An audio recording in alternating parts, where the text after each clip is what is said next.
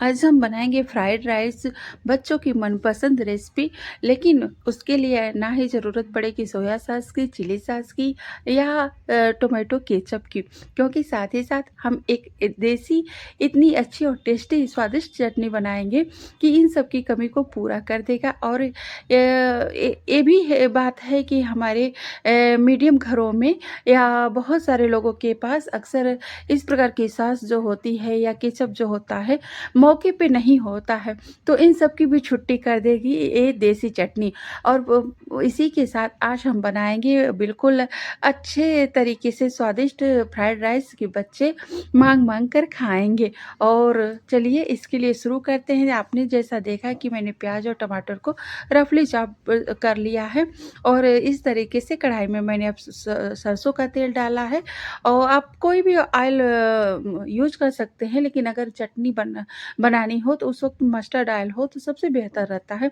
इसी के साथ मैंने उसमें जीरा का और थोड़ी-सी राई और ये चने की दाल डाली है और साथ ही साथ मैंने मिर्चा भी डाला है। मेरे पास नहीं था करी पत्ता, अगर आपके पास हो तो यहाँ भर कर के करी पत्ता भी खूब डालिएगा और भी टेस्टी होगा। और इस तरीके से थोड़ा-सा चलाना है जिससे कि जो चने की दाल है वो हल्की-सी फ्राई हो जाए। और इस तरीके से मैंने थोड़ी-सी फ्लेम बढ़ा दी है, क्योंकि हमें जो चटनी हम बनाने जा रहे हैं उसमें हमको जो भी टमाटर, प्याज़ है उनको बिल्कुल बहुत ज़्यादा नहीं गलाना है।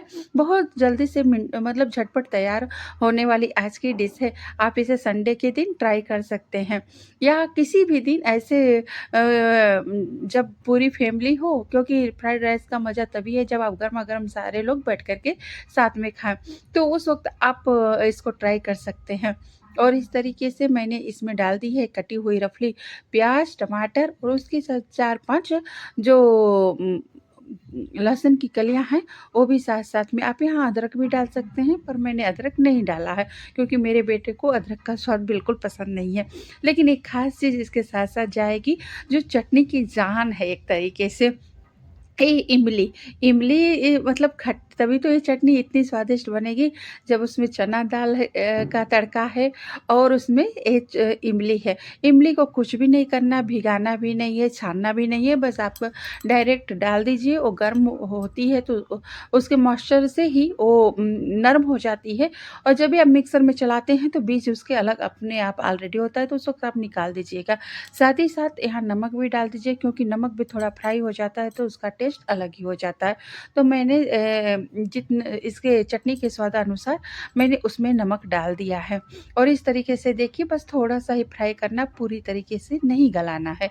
तो इस तरीके से ये बन रही है फ्राइड राइस से पहले उसकी चटनी, जो सारे सॉस की टोमेटो केचप की कर देगी छुट्टी। और इधर मैंने फ्राइड राइस के लिए मैंने शुरू कर दिया है काम। और ये देखिए मैंने ले लिया है पत्ता गोभी और इस तरीके से जो कद्दूकस वाला होता है, इसमें ब्लू कलर का आप देख रहे हैं, तो इसमें कई होते हैं, जैसे 1 नंबर, 2 नंबर, 3 नंबर, मोटा पतला करने के लिए कि किस नंबर पे आप करना चाहते हैं। तो मैंने अभी 1 नंबर पे यहाँ पे मैं कद्दूकस कर रही हूँ। तो बहुत बारीक-बारीक सा इसमें कद्दूकस होता है, जो बहुत अच्छा लगता है। मतलब बहुत ज़्यादा बड़े-बड़े हम लोग मतलब फ्राइड राइस में गोभी के पत्ते मुझे अच्छे नहीं लगते हैं। तो इस तरीके से मैं बिल्कुल 1 नंबर पे कर रही हूँ। और देखिए कितने मतलब सेकंडों में इस तरीके से इतने पतले हो जाते हैं। तो इस तरीके से आप कर सकते हैं। साथ ही साथ मैंने गाजर भी कर लिया था उसके साथ-साथ में, और थोड़े से हरी प्याज़ भी काट लिया था। लेकिन यहाँ पे जो चटनी की रेसिपी थी वो बिल्कुल ठंडी हो चुकी है, तो मैंने सोचा कि चलो इस तरीके से हल्का-सा पानी मैंने डाला। अभी आप थोड़ा कम ही पानी डालिएगा, क्योंकि जब आप इस तरीके से देखिए मैंने ग्राइंड कर लिया, बिल्कुल अच्छे तरीके से सारी चीज़ें ग्राइंड हो चुकी हैं। तो आप इस तरीके से मिक्सर जार में पानी डाल-डाल के जब उसे निकालेंगे, तो ऑलरेडी आप जितना चाहेंगे उस हिसाब से आप अपनी चटनी गाढ़ी पतली कर सकते हैं। तो आप पहले ही ज़्यादा पानी मत डालिएगा, मैंने भी नहीं डाला है। लेकिन मेरे घर में मेरे बच्चे को, मेरे हस्बैंड को थिक चटनी ये पसंद है, इसलिए मैं बहुत ज़्यादा पतला करूँगी भी नहीं। तो आप के घर में जैसा आपको सही लगे, आप बहुत पतला भी कर सकती हैं तो भी टेस्ट रहेगा, आप थिक भी कर सकती हैं। और यहाँ पे आप एक तड़का भी लगा सकती हैं करी पत्ते का और राई का और सूखी मिर्च का, तो और भी स्वाद में मतलब और स्वादिष्ट हो जाएगा। लेकिन मुझे ये सब करने की कोई ज़रूरत नहीं है, क्योंकि मैं बहुत बार ये बना चुकी हूँ, तो ये बहुत स्वादिष्ट ऐसे भी लगता है। तो इस तरीके से मैंने थोड़ी-सी धनिया पत्ती, हाँ, आप साथ में धनिया पत्ती पीस दीजिएगा वहीं पे, लेकिन मैं अभी यहाँ पे थोड़ा-सा काट कर के डाल दे रही हूँ। और इस तरीके से ये चटनी मेरी फ्राइड राइस की बन कर के एकदम मतलब तीखी, खट्टी, बहुत अच्छी चटनी है, एकदम माँग-माँग के भी ख़त्म हो जाएगा सारी चटनी पल भर में, ऐसी चटनी ये बनती है। बिल्कुल, एक बार आप ट्राई करिएगा, लेकिन साथ ही साथ मेरे चैनल को सब्सक्राइब करना, मेरे इस वीडियो पे कमेंट करना और इसी के साथ-साथ आप इस वीडियो को शेयर करना मत भूलिएगा। तो चलिए फिर आगे फ्राइड राइस की तैयारी कर लेते हैं। और यहाँ पे मैंने फिर से वही चटनी वाली कढ़ाई, जो चटनी की रेसिपी मैंने इसमें फ्राई की थी, वही कढ़ाई मैंने फिर रख दी है और तेल भी मस्टर्ड ऑयल डाल दिया है। साथ ही साथ मैंने जीरा, हींग और सूखी लाल मिर्च और इस तरीके से थोड़ी हरी मिर्च और लहसुन मैंने 4-5 कलियाँ काट कर के छोटे-छोटे पीसेस में डाल दिया है। और यहाँ पे इस फ्राइड राइस में मैं कोई भी मसाले, कोई भी सॉस नहीं यूज़ करूँगी। बिल्कुल आप देखिएगा और अगर आप इस तरीके से मेरी रेसिपी को देख कर के ट्राई करते हैं, तो आप भी देखेंगे मतलब पाएँगे कि बहुत स्वादिष्ट चटनी और इस तरीके से फ्राइड राइस बनेगी।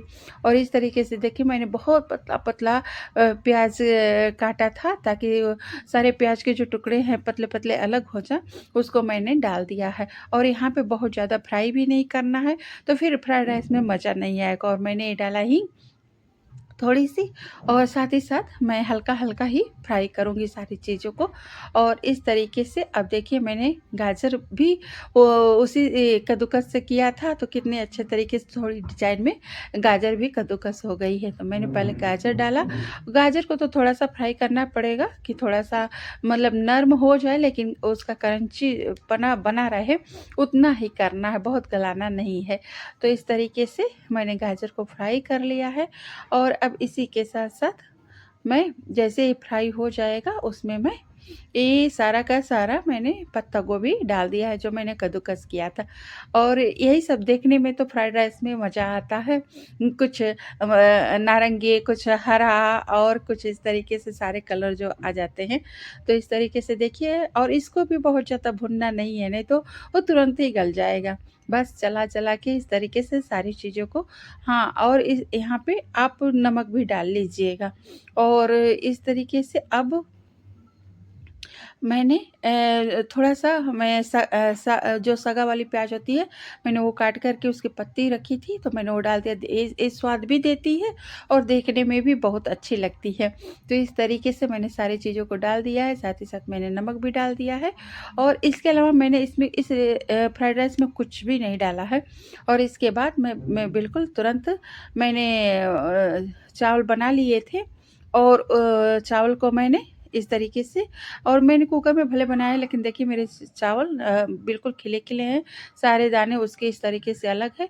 तो बिल्कुल यहाँ पे बस एक चीज़ का ध्यान देना होगा, आप हल्के-हल्के हाथ से अपने चावल को मिलाते जाएँ।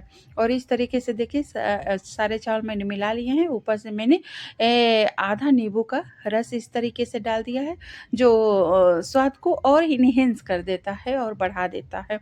तो इसको तो बिल्कुल डालिएगा। और इसी के साथ इस तरीके से फिर अलटते-पलटते एक बार चला लेना है, लेकिन बिल्कुल हल्के हाथ से चलाना है।